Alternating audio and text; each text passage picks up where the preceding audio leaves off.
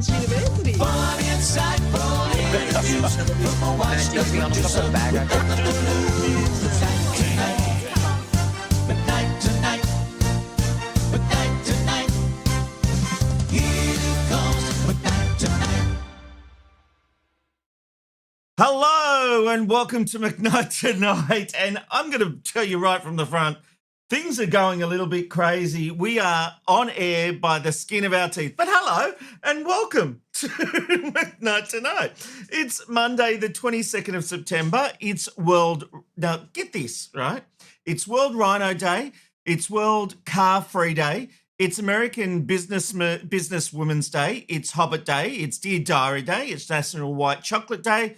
There is plenty to Amanda, I would like some white chocolate. Actually, the way tonight is going, and hopefully people at home don't notice a thing, but I could use a wine right now. All right. Don't forget, for more stories, behind-the-scenes moments, and everything you might have missed, don't forget to subscribe and follow us at youtube.com/@McKnightTonight. We've got fresh content dropping all the time, and it's the best place to leave your thoughts. Just make a comment on this video, and if you're a watcher, but maybe you've never left a comment, maybe tonight's your night. And if you are a paid subscriber to McKnight Tonight, don't forget that you can go there and get exclusive content. Every weekend, I'm trying to do a video where I am literally just taking you through some secrets of the studio. And luckily, Amanda wasn't around when I did the one on, was it Saturday or Sunday? I did it Sunday because I showed her area. And she's never wanted me to show.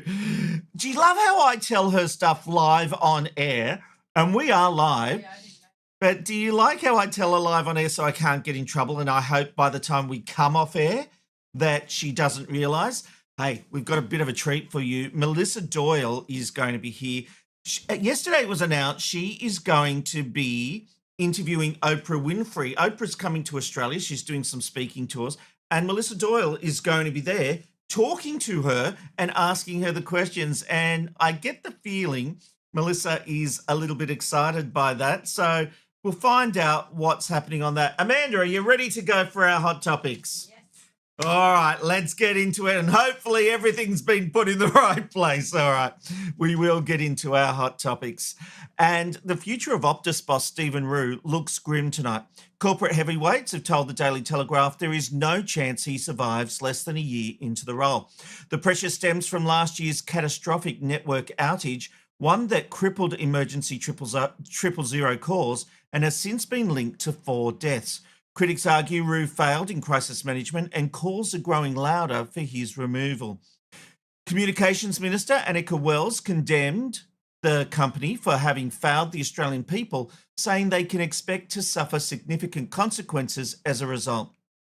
You know, I do sort of feel sorry for the CEO in these situations, because does the CEO have any idea what's going on as far as the technical upgrade is going? Now, the comms and dealing with the media and dealing with the public, absolutely the CEO must take responsibility for. But have you ever been in a situation where the IT department has basically done an upgrade, and then the day after you will contact them and say, oh, look, there's a bit of a problem with my computer, and they'll go, don't know what that could be about. Didn't you just do an upgrade? Yeah, but it couldn't be that. But it happened when you did this upgrade. No. Couldn't be that. Yes, it was that. And that happened here because people called Optus and said, you have a problem with your emergency services, and they wouldn't listen. They wouldn't take any notice. And so you ended up with a situation where they were like, I don't know. It's crazy stuff. But Optus obviously has to take responsibility for what's happened here. And they also, but I'm not sure that getting rid of the CEO is the way to go. Get rid of the IT people. If the same people were involved in the last catastrophe and were also involved in this one, then they're the ones who need to go. They're the ones that need to go. not the CEO. Because changing the CEO, if he's just getting across all the issues within this company, and there are a lot, then I think we can safely say that we need to find a solution to what's going on here, and maybe changing the CEO all the time isn't the way to go. I mean, the last CEO absolutely had to go. But this one, maybe not. Maybe we just need to let him try and fix the place, because it certainly needs fixing. Here comes McKnight Tonight. All right, pro-Palestine protesters didn't just decide to take to the streets in Melbourne this weekend. They decided to leave their mark. Have a look at this report from 9 News. Pro-Palestine protesters have turned a World Heritage listed fountain in Melbourne blood red. The 140-year-old hot girdle fountain was spray painted with Free Gaza and anti-Israel slogans, while the water was also dyed. I'm sorry, the moment you do that, you lose me. The moment you start graffitiing a World Heritage listed fountain, you've lost the argument. How dare you have a protest in Australia about something happening the other side of the world and decide to destroy our monuments, our fountains? I know it's just a fountain, I get that, but what they've done looks disgusting. I can live with the red dye. The red dye, it goes, it's fine, but that graffiti doesn't go. That has to be cleaned up. It could destroy the artifact. I don't get how people think it's okay. Protest to your heart's content. You want to protest? Go for it. If you want to take to the streets and do a march, an organised rally, go for it. But don't destroy buildings and fountains and things here in Australia. It's not acceptable. It's not acceptable. You know, I remember I copped a bit of flack. Remember a few years ago, there was the Maya Carols down in Melbourne. Carols by Sydney, I think, is called Carols by Candlelight. The New Year's Eve one on Channel 9 is called, no, that is called Carols by Candlelight. The Sydney one is called Carols in the Domain. Oh, yeah. That's what it is. Anyway, there were some pro-Palestinian protesters that decided, okay, we're having a lovely Christmas event. Yet, screw you guys. Screw all the people watching at home. Screw all the people there. We're going to make a fuss and a protest, and to hell with you. And that's what they did. And I said on Twitter at the time, this is outrageous. This has no place here. And people came at me, so you're happy for kids to die. Of course I'm not happy for kids to die. But I also think there are places and times to make your point. And while we're trying to celebrate Christmas and festivities and have a nice time, you don't need to bring that into it. It's selfish. Okay, I understand there's something happening on the other side of the world, but that means we can't ever have a nice time. We can't ever do anything nice over here. Now, of course, we're talking Palestine. There's been a big diplomatic movement today with Australia, the UK, Canada, and even Portugal formally recognising the state of Palestine. Anthony Albanese had already announced that Australia had officially recognised Palestinian statehood. You'll remember he did that. We talked about it. And that recognition is part of a coordinated effort with other Western nations. Israel has come out strongly. It has criticised these recognitions, calling them premature and saying they undermine peace efforts.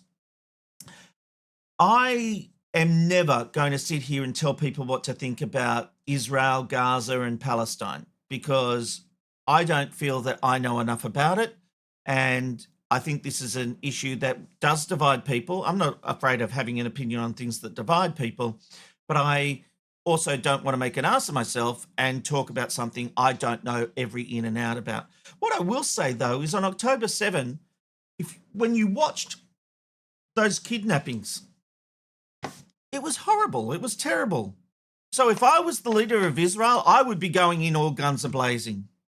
Now, where it gets tricky is, are they the ultimate motivations for Israel? You know, we've seen Benjamin Netanyahu come out today and absolutely say two-state solution. No, we're not having it. We're not going to recognise this state. So what we need to do is understand what's being recognised here. So Australia's recognition came with conditions. The Palestinian Authority is expected to commit to democratic governance, exclude Hamas from any governing role, recognise Israel's right to exist, be dematerialised, get rid of all the military. Thanks for your help there, Amanda. And hold general elections. Now, this shift marks what many analysts say is a watershed moment. Several G7 countries, traditionally, they will never say anything about this. They're hesitant, but they're now moving in favour of recognising Palestine. Why are they doing that? Because a two-state solution is the way to go. From everything I can tell, I support Israel's right to go and get its people. And I still can't believe we're in a situation where there are still hostages from October 7, 2023. But also, I have seen some things that have troubled me. There was that building, and I think it's happened a couple of times, but the one we discussed here on McKnight Tonight, where there was what they call the double tap. A bomb was fired at a hotel where journalists were. It was coming, they evacuated, and then a second bomb came. It was targeted. And there have been instances like that.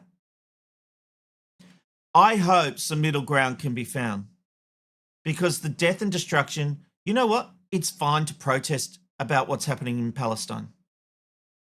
But are the people of Palestine ready for a world without Hamas leading them? Because the rest of the world don't want that. The question is, do the people of Palestine? And until they're ready to give up that, and they might be, and they might be being ruled through fear, but we can't move forward with Hamas there. It's as simple as that. Here comes McKnight Tonight. All right. Now, before we go to bed tonight, before you tuck in nice and, let me tell you a little bedtime story with a rant.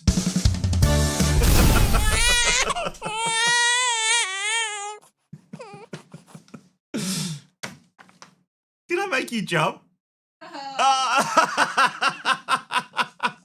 Now, look, I came across a meme today and it really got me thinking. And it's been attributed to Daniel Craig, but I don't really know if it's Daniel Craig. But I like the thought of this. It's about bullying. Let's bring it up.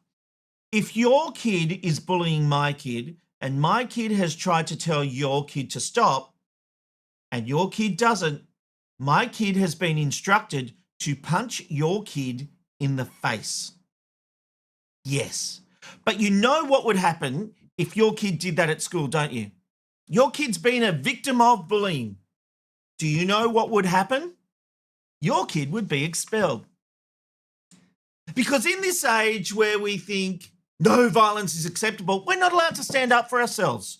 We are supposed to be there and be allowed to be bullied and picked on. But the moment we step up and fight back, we're the aggressor and we're the ones in trouble. I am so sick of all this crap that schools sprout about bullying and it being stamped out. We don't accept it. The schools do very little, and I would love to get some feedback on this, but schools do very little when there are genuine cases of bullying. You might remember years ago, I'm going back 10, 12 years, there was this kid in Sydney, I think his name was Casey, and he had been picked on day in, day out, day in and day out, and eventually he picked up his bully and he threw him. And there were a lot of Australians who cheered this kid. He became, very well known. There were do-gooders, though, saying, this is outrageous. This kid needs to be taught anger management. What if he had broken that kid's back? Well, to that I say, so what? Consequences of your actions. We have to understand that there are consequences. If you bully someone and finally that victim stands up You cop everything you get. I hate the protectionism of bullying. It happens everywhere. It happens at schools. It happens in the workplace. And if you talk to managers about managers that aren't doing the right thing by you, I've been in situations where the manager I've talked to has just gone and spoken to the person and told them what I've complained about. And I'm not a rat. I don't complain. It takes so much for me to complain. I grew up in housing commission. You don't rat, right? Which is a problem. But when you do, who cares? Nobody cares. In this world, you have to stand up for yourself. You have to look after yourself. And it's a situation that, unfortunately, despite all the rhetoric in 2025, I just don't think it's getting any better. I really don't. That's Rob's rant.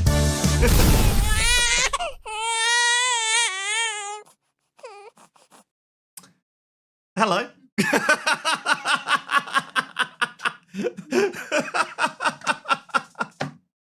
Now, look, I did mention we've had a few issues here behind the scenes tonight. So I will get to the random live shot of the day a little later.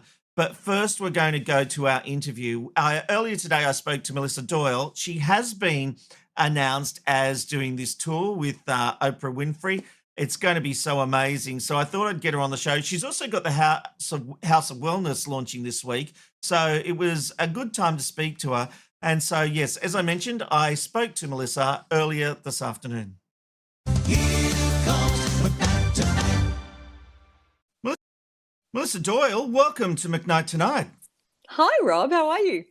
You are a friend of the show, and I swear you must have rubbed a lamp and got a genie because you're going to be working with none other than Oprah Winfrey. I am so excited. I feel like the inner 15-year-old wannabe journalist is still squealing. It's such an honor. So she's doing an In Conversations tour around the country. We've got 4 venues, and I'm on stage asking her questions. So I'm a mixture of absolute excitement and I'm sure at the last minute what will be complete fear because, hey, interviewing the goddess of interviewing. But I'm just thrilled. It's going to be fantastic. She's an icon. She's a media icon, a cultural icon. So just to spend any time with her, I'm pretty damn excited. I can understand. How did it happen? I mean, there's a lot of people in Australia, Mel, and you have risen to the top. Well, thank you. I don't know, but I'm incredibly honoured. We obviously it had to be approved by Oprah. We had a lovely Zoom conversation last week to meet one another. And yeah, look, I can't wait to spend time with her. We're going to be besties by the end of it. No, we're going on tour if together. If you have anything to do with it, you will. Who doesn't want to be besties with Oprah? But no, look, it was lovely. She couldn't have been kinder and warmer and more appreciative. And she's sort of, thank you, Mel, for doing this. And I'm like, well, thank you for asking me. So it was I'm really looking forward to it. I think it'll be just, look, professionally, it's an incredible honor, but also what an opportunity to spend time with somebody who has risen to the top, like she's the top of the top. So I think just to spend some time with her and her team and see how she operates and how they work and what they do. And that's what I'm really excited by. I think I'll have so much to learn, so many questions, and it'll be fabulous fun. Mel, just having that Zoom call alone. I know, right? I know. Her backdrop was a little tidier than mine, but yeah, that was Come lovely. on, I reckon you got dressed up. You would have looked the nines. All right. So between you and I thought it was a phone call. I knew we were having a phone call at like 10, and then someone rang me at about 45 minutes beforehand and said, "Oh, just giving you a heads up. I don't know whether you know, but she wants to do a Zoom chat." And I was like, shit. I was in my dog walking clothes, cap on, hadn't washed my hair. So the poor dog had to wait, bolted to the shower, did the whole quickly wash my hair, put some makeup on, dress nicely from the top half, and chat to Oprah. And then I love that idea that you're all class up top. You got the tracky dacks on below. Yeah, well, dog walking gear. So I reckon I was all dolled up for the park, but that's okay. It was pretty cool.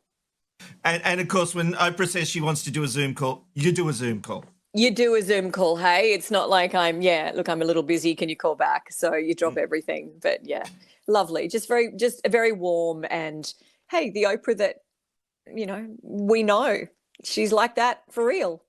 Well, you'll certainly get to know that. We'll have to get a debrief from you when it's all over. Of course, that's just one of the many things you're doing. You've now got the House of Wellness returning to Channel 7 on Wednesday. Do you find time to stop, Mel? Well, you know me, I'm better when I'm busy. Yes. And I feel that ever since I left, kind of, I don't want to say Monday to Friday work, because let's be honest, there's nothing about media that's ever Monday to Friday. Yeah. But having a regular job and being able to have this, someone described it to me as a bit of a portfolio career, which I'm loving. I love the variety. I thrive on different things. And I feel like I'm so lucky that I get to do radio and I get to do TV and I get to do interviewing and all the things that, all the boxes I get to tick to keep me creatively, I don't know, just it's all different parts of my personality that I love to be able to feed. So I'm really lucky. So yeah, House of Wellness is back on Wednesday night. Look, it's fun. It's a 9:30 time slot. So having spent most of my life in breakfast television, which, as you know, you have to be on your best behaviour. Oh my Lord, we're having fun at 9:30 at night. It's kind of like it's got a late night talk show feel. Which we with need. a health and wellness bent. Yes, don't we? Just live interview. We've got live music acts. We've got Barnsey. We've had Delta, Guy Sebastian, and, Delta popped over into the kitchen and sang us out with the old keyboard the Casio keyboard. Well, I'm sure she hadn't bashed on one of those for a good 20, 30 years. But it's really fun to do that late night talk show vibe, which I've never had the chance to do. And you can kind of get away with it. It's a little more risque than early morning TV. And we're loving it. We're just having the best time. We've got a great team. Shane Crawford is a delight to work with. My gosh, he's a lovely man. He's funny. He's charming. He's a gentleman. So I've hit the jackpot. I only know him from what I've seen on TV, but he certainly does seem to be a good guy. And I've got to say, the House of Wellness is going all out. I even got this little goodie pack that arrived in the mail today. So face masks. What was in it? Do tell. It had all this, some little treats, even lollies and stuff like that. And I thought, how long will I actually get to enjoy any of that before my wife and the girls get to it? But don't you love, I think what I love is, so then judging by what was in that goodie bag, wellness means chilling out on the couch, eating lollies with a face mask on. Like, we're all about, I don't know about you, but if someone says to me, okay, you can't have sugar, alcohol or coffee and you need to eat kale and run 20,000 steps a day, like, that's just not going to happen. I really like it that we're talking about wellness, which is all encompassing, everything from, I don't know, just feeling good about yourself and feeling good about the day and little tips and tricks that we can do to make our lives just a bit more balanced and healthy and stuff. But I just don't want to be preachy. The last thing I want is someone telling me that what I'm doing is wrong and I should be doing this, because that's just not going to happen, So I feel like wellness to me is, I don't know, walking the dog in the sunshine. That makes me feel good. It's got to be and having some music to listen to and having a laugh. Laughter is the best medicine for a reason. So they're the things that I love that we talk about. Not, go do this, go do that, don't do this, don't do that, because no. Well, I love that. And I love that attitude. It's funny you were talking about Sunrise. I do feel like for someone who was the queen of breakfast TV, still is, you did struggle with the mornings at times, didn't you? Oh, when you tell me anyone, with you get up at 3 a.m. But you know what? When I think back, it's the thing that was hard for me was I had 2 babies. Yeah. I had Talia when I was doing the show. I had 2 little kids. I'd come home to toddlers. I mean, any mum and dad with toddlers knows that's intense full-time job. So I think back and I'm like, I don't know how I did it, how I got up at 3 o'clock every morning, did that job, and then came home to 2 little ones. Look, I'll be honest, the house was a mess and I dropped the ball on so many things, but it was a really intense time, but I loved it. I thrive on being busy. I thrive on challenge. It was great. I wouldn't swap it for anything, but yeah, it was hard. And then, I'd go to bed at 7:30, 8 o'clock at night. But to be honest, by then I was ready to have clocked off at 5 p.m. I was so exhausted. So yeah, I think particularly any parent knows, but anyone that does shift work knows it's all consuming and it's difficult. But it was hey, all consuming. I mean, great. this wasn't just Yeah. doing Sunrise and then going home. You'd have Yeah, PR yeah. commitments, or you could end up down in Beaconsfield doing weeks worth of coverage. Yes. I mean, this wasn't just a clock in, clock out from work, was it? No, and I think, people probably don't realise, but if you've got an actor on Thursday to talk about their new film, you've got to go see the film. Now, I know that's not exactly a hard task, don't get me wrong, but I still had to carve out a couple of hours to then go and see the film. Or, we would go and shoot packages. We would take the show on the road. I'd often be away. Beaconsfield, you mentioned, gosh, that was nearly 2 weeks away from home, and I thought I'd be gone for a night. So all of those things, people don't see that part of it. They only see the glossy bit on telly. And good, that's our job. But it was always a lot more involved than I think anyone, watching knew. But having said that, the best job ever, I wasn't going down a mine. I loved it, but it was just, it was an intense time in my life. And we were growing the show. That's the other thing, we were building it into the juggernaut that you see today. But that took a lot of work because in the beginning, we didn't have quite the enormous name that it has now, which makes things a lot easier to get talent on and do all of those things. So we had to put the hard yards in back then, but it was awesome. I don't think anyone should ever forget that. Sunrise is this #1 brand, but the foundations that the original team of you, Koshy, Adam Boland, all laid was so important to the future success of that show, and why it has remained so dominant, because they've learnt the lessons. It evolves. It has evolved as you have to over time, but you cannot underestimate what you guys did. One, beating the Today Show, which was a dominant #1, and everything that had gone up against it failed. You guys changed the script. You changed breakfast TV to lead it in the path it is now. That can never be forgotten, and no one can ever take that away from you. Well, thank you. Thank you. I also look at it that what a privilege to build something. Yeah. Whatever industry you might be in, to be part of a startup, to grow something from humble beginnings into something that is big and then becomes #1. Like, that's a really precious experience that no matter what field you're in, you don't always get the opportunity to do. And so that's what I feel very lucky to have been part of that. It was wild. It was fun. I have nothing but wonderful, fond memories. And even to this day, people say hello and remember it, or particularly there's a lot of women who might have kids the same age as mine. And, I was pregnant when you were pregnant. I mean, what a lovely place to be in people's lives. What a precious job to have had. So yeah, super. And now you're building House of Wellness, which, since you've come on, has really just transformed. And obviously I imagine the behind the scenes team has changed as well, or they've certainly infused it to go somewhere different.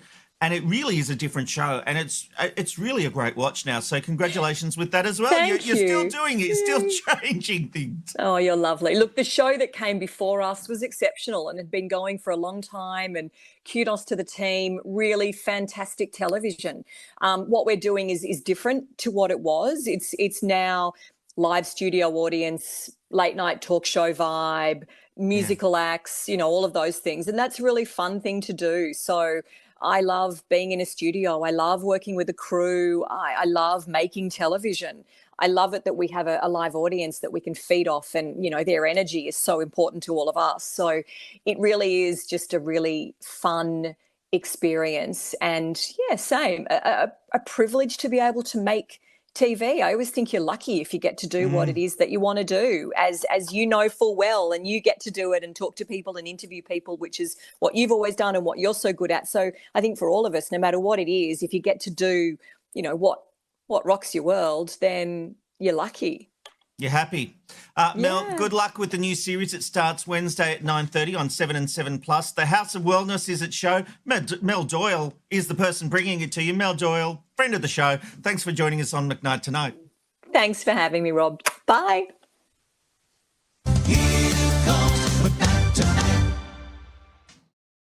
good is she? Like, seriously, I'm a big fan of Mel, in case you couldn't tell. Appreciate her doing that earlier today. I am seeing a whole load of feedback. How's the show looking? We are like the duck. Lots of paddling underwater at the moment. Maybe if I said nothing, you wouldn't know. I don't know. Okay, I'll stop saying it. Amanda has ruled. She's got a much bigger gavel than me. All right. I'm getting to your feedback shortly, but first, let's do this. It's the random life shot of the day. Where are you going today? You'll never know where you'll end up with the random life shot of the day. And it's time for our random live shot of the day. Right now, we're heading to Munich, Germany, where the world's biggest beer festival is underway. Yes, I'm talking about Oktoberfest 2025. It is streaming direct. Millions of visitors from across the globe are set to enjoy Bavarian culture, music, food, and of course, plenty of beer stains. There's plenty of Lederhosen. I think I've got some on now. Plenty of Lederhosen on display, and the Oompa bands are pumping, and I think it's safe to say, Prost! All right, weather-wise, there will be some light rain. Yeah, it's looking dark. It was looking nicer earlier, but there'll be light rain and a temperature range of 11 to 17 degrees. So, yeah, thank you for your feedback, which I'm going to bring in right now as... Oh, I screwed you up. Sorry, Amanda. I did screw you up. I wasn't in the right place at the right time. My mind has exploded. All right, let's get to some feedback coming through to McKnight Tonight. Too much or too little? No, it's there. Restoration Archive says they need to make a law that all telcos cannot outsource to overseas companies. Most of these outages are to do with numpties doing upgrades without a rollback. Yes, absolutely. And as I said, it's never the IT fault, despite all the evidence. They'll never accept it. Own Your Crazy says, isn't there an emergency number that can be called when there is no phone signal?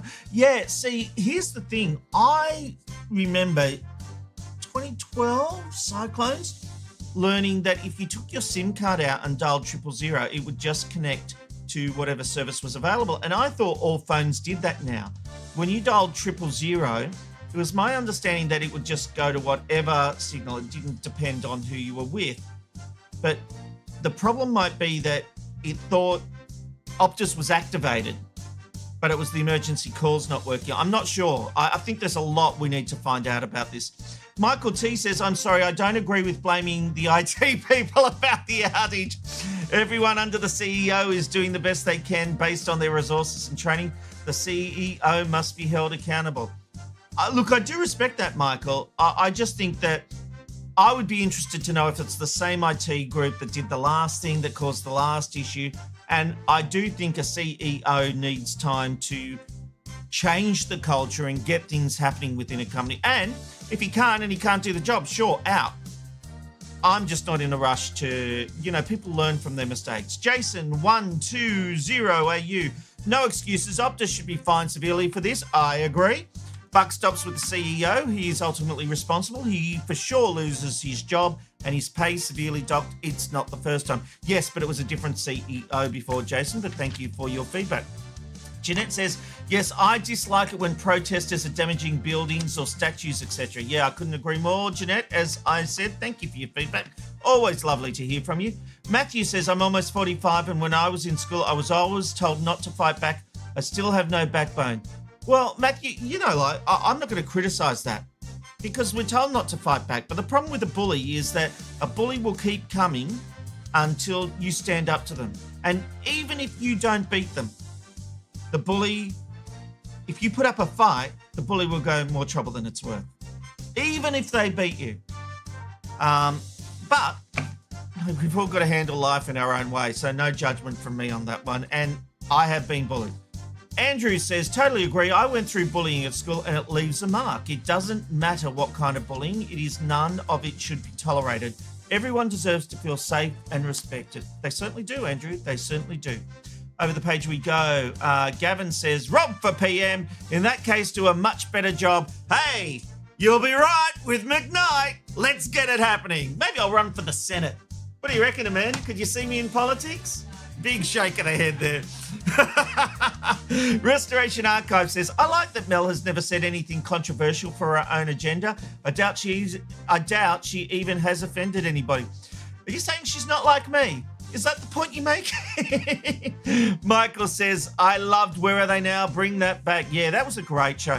The problem is they ran out of people to do Just Quietly, Michael. Leo's Throwback Travel and Blog says, I love Mel. I interviewed her years ago for my radio show about a book she released. She's such a lovely person. She absolutely is. And I tell you what, though, I was making a joke with her about the fact she didn't like mornings because I, for a time, was line producing Sunrise. So I'd start at 1 o'clock in the morning. And there were some days Mel would get in. I just tell you, she didn't always like the early starts. So that's the little joke I was having with her.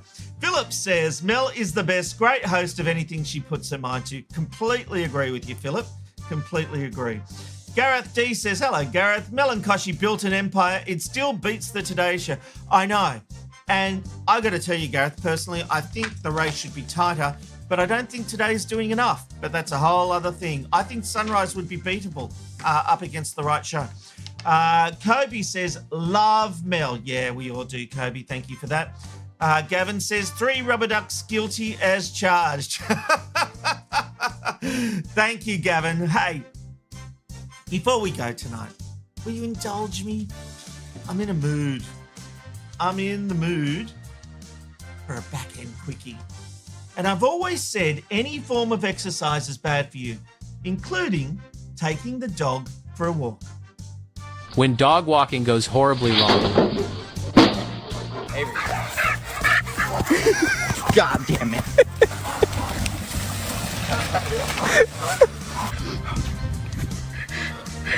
Don't even fucking talk to me.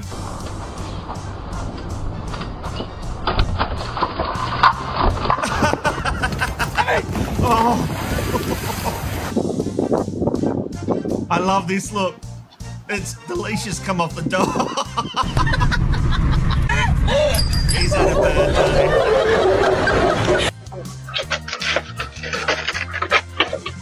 Oh, that just makes me sad, that one.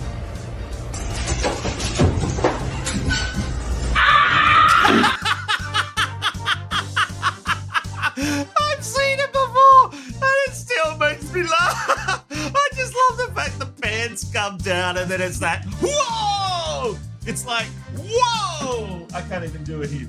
Hey, thank you for joining us tonight. I hope you've had a good Monday. I will be back tomorrow with Media McKnight, and a fair warning.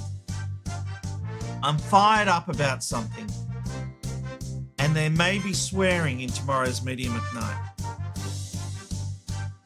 I'm really upset about something. And I think it speaks volumes of where the TV industry is going. So I hope you can join me for that one tomorrow at 9 p.m. when I bring you Media McKnight.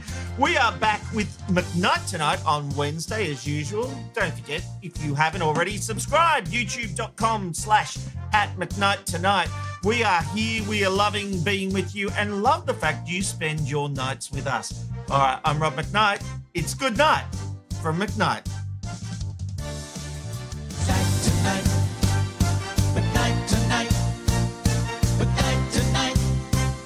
It's good night from McKnight Tonight.